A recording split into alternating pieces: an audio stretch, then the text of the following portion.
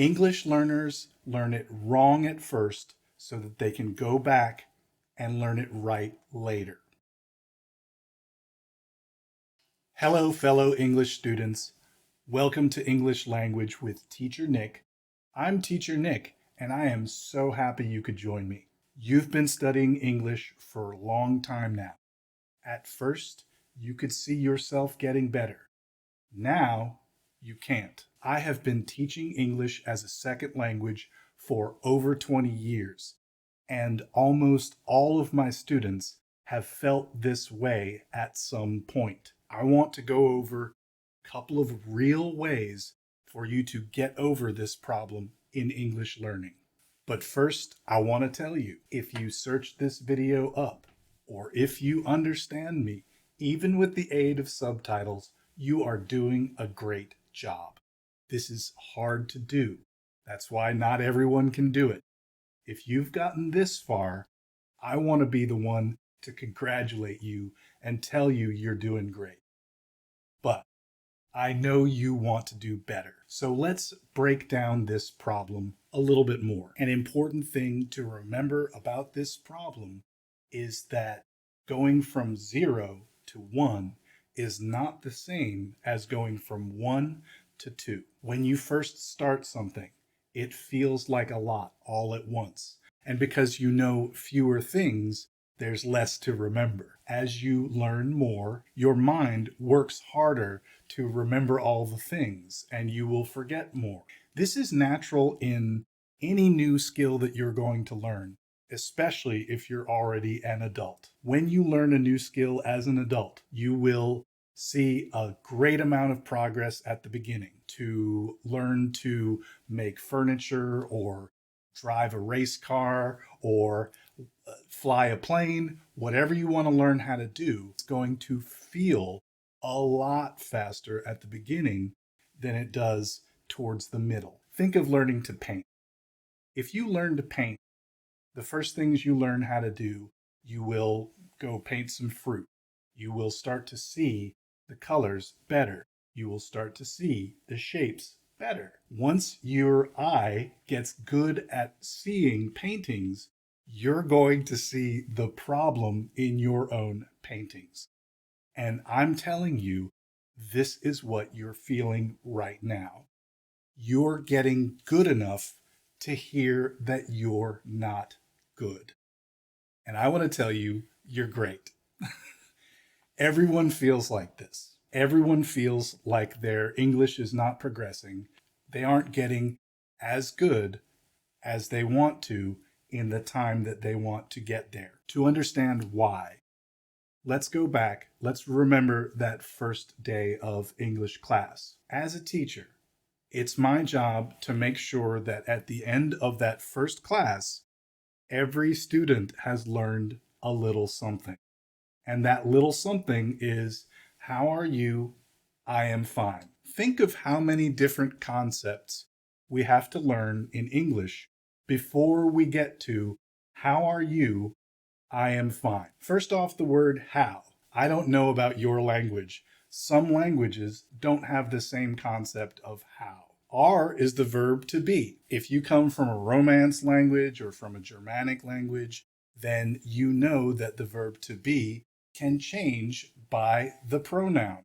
So now we have the verb to be, and we have pronouns that change the verb to be. How are you?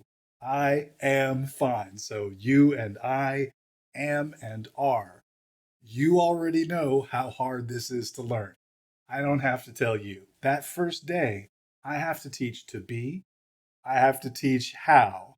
I have to teach pronouns, you and I.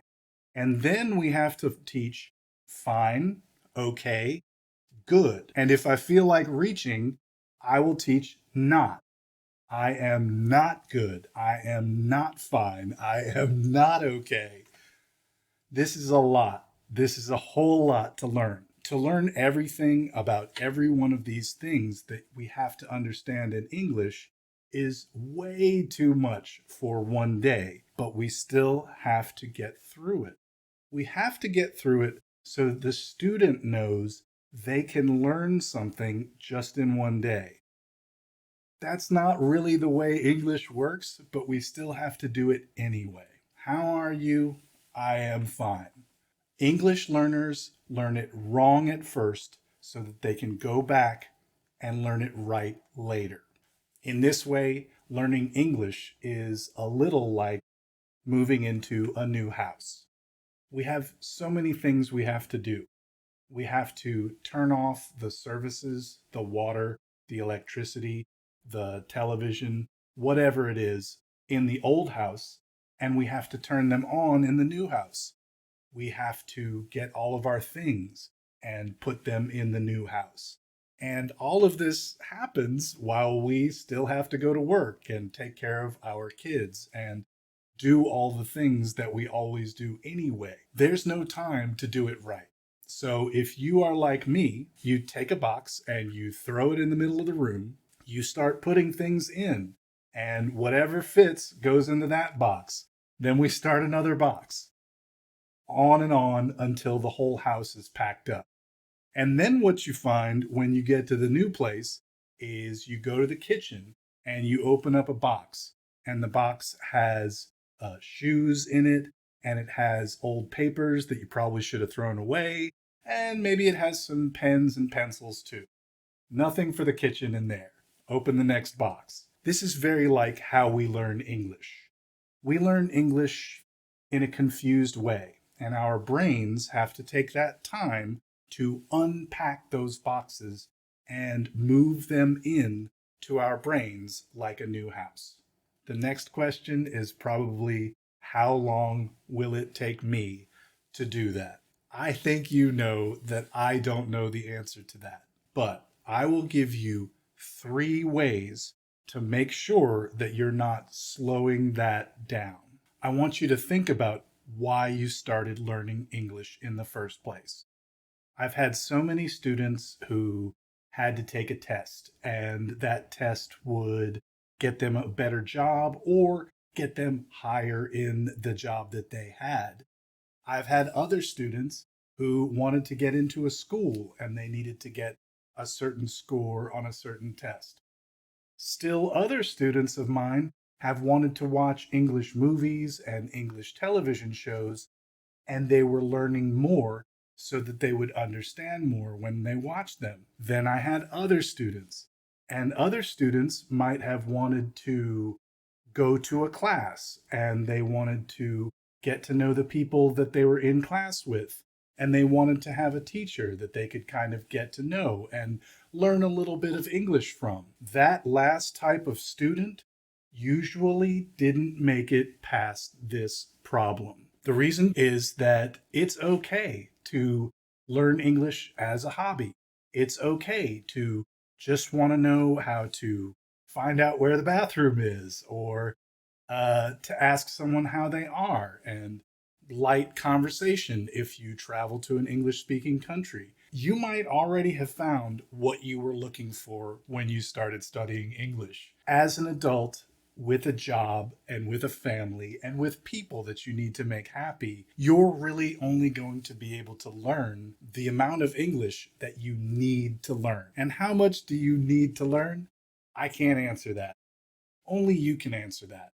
How much English do you need to learn? This is not about how smart you are. Let me tell you again, if you are here, if you are still understanding what I'm saying, if you are still able to follow the line of the things I talk about, then you are smart enough to go the rest of the way. It's not about smart, it's about how much you need it. If I were to take away your money, if I were to take away your cell phone, if I were to drop you in the middle of New York, you would figure out a way to communicate. As a person, you have that gift. You are able to do what you need to do to get the things that you need to have. If English is a matter of want, that's one thing. If English is a matter of need, that's another thing. You need to remember why learning English is so important. And if it's a hobby, that's great. You will learn it over time. If it's a hobby and you love it and you chase after it and you thirst for it like a person in the desert thirsts for water, then you will get it.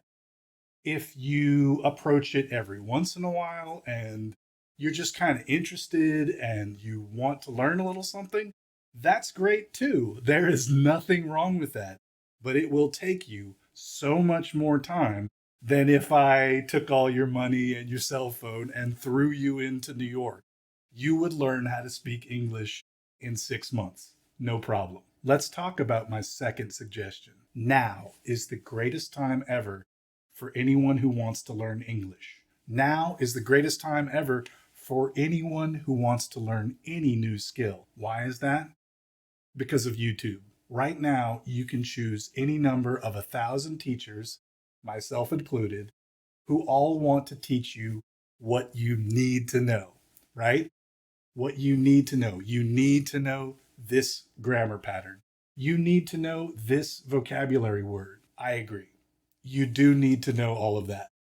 But more importantly, you need to go review. If I watch a video on the verb to be, 2 weeks later, I should go back and watch that same video. A week after that, I should go watch another YouTuber talk about the same things that that original YouTuber told me. Learning English from 1,000 teachers is great, as long as you remember to review the things that you've already learned. You're going to learn them wrong at the beginning. That's okay. That's how we learn. That's how any English speaker learns to speak English. They learn it wrong first and then go back and correct the mistakes. The way that we correct those mistakes is we review. We get back in our notes. We try to remember the things that we wrote down. We go back, we watch the same video. We try to see, what did I miss the first time? We go back, we watch a different person talking about the same thing so we can get a different person's idea of that thing. Review is so important. And a lot of my students who were learning just by themselves will often go for just the new thing. Make sure that you go back and review the old things. As the old song says, make new friends, but keep the old. You got to do both. Review, review, review. So let's think about this. Who is going to learn more? The person who thinks they know everything, or the person who knows they don't know enough? Of course, you know it's the second person.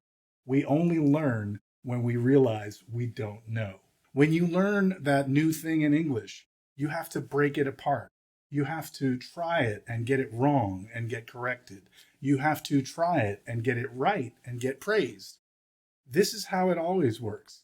This is how it works for any learner of any language. Do you know any 10-year-olds who speak their own language perfectly? Of course not.